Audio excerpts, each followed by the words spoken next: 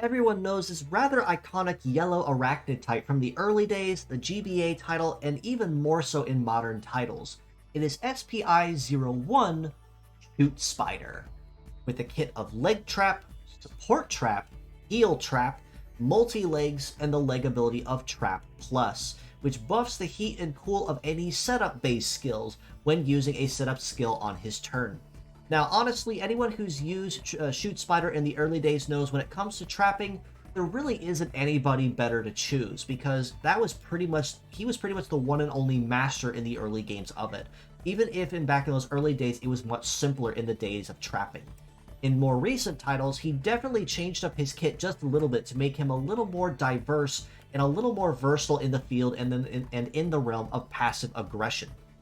In this case, Leg Trap is a setup-based skill that when active, when damaging a target, it checks to see if their legs are active. If their legs are still intact, it will damage them for every time for as long as the trap remains on the field, progressively making it easier to break legs or cripple an enemy and slow them down to a crawl. This can be particularly deadly, especially if they are using 2 or more heavy parts, which will for sure without a doubt slow them down to a crawl once those legs go out. Support Trap is again a setup-based skill that, instead of targeting legs, will target anyone that is using a support-based skill. This includes Shoot Boost, Fight Boost, Conceal, Dominion, or anything of the like. Any kind of those skills that's used, this trap will trigger and damage them as punishment for trying to use the skill. Heal Trap is basically the same thing but a different mastery. In this case, Heal Trap will target anyone that is using healing-based skills. That includes Restore, Revive, Rebirth, Stat Cleanse. Anything that's a healing-based skill will be punished as long as that trap remains on the field. Now, even if he has a very diverse set of traps that he can make use of, that's effectively kind of it when it comes for Shoot Spider, and that's honestly kind of also his biggest Achilles heel.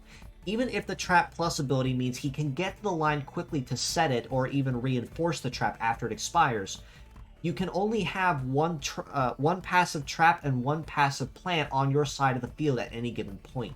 This means if you're going to use Shoot Spider, you need to choose very carefully which type of trap you're going to use, and be very careful in which one you choose to use and how you set it. Because if you say put down Leg Trap and then use Heal Trap will overwrite it and effectively only punish people that are using healing-based skills until you can reset it and override it back with Leg Trap. That being said, as a pure set score, I do sadly have to rate Shoot Spider a very solid 3.5 out of 10. While when it comes to trapping, there really isn't anyone much better that's available in the permanent pools. Again, the fact he has 3 different kinds of traps when he's only allowed 1 at a time on the field definitely serves as one of his biggest flaws and a really, really big pain point for anyone that wants to try using him. Not to say that he's bad or that using passive aggression traps are not worth using, because they can definitely be made very useful as that particular thorn in the enemy's side for passive aggressive damage. But again, as a reminder, you can only keep 1 on the field at a time, so you have to choose wisely or only use 1 of his parts. That being said, as mixed parts, I do have to rate him much higher at a 5 out of 10. Even if Trap Plus is relatively niche to a point, it actually specifies only with setup skills in particular. That means you can say use Leg Trap and then say Charge Plant, or Heater Plant, or Cooler Plant, or whatever else, and then both actually stack, because plants and traps are 2 separate things, but the legs don't distinguish between them. A setup skill is a setup skill, and for that is where Shoot Spider's ultimate mastery lies.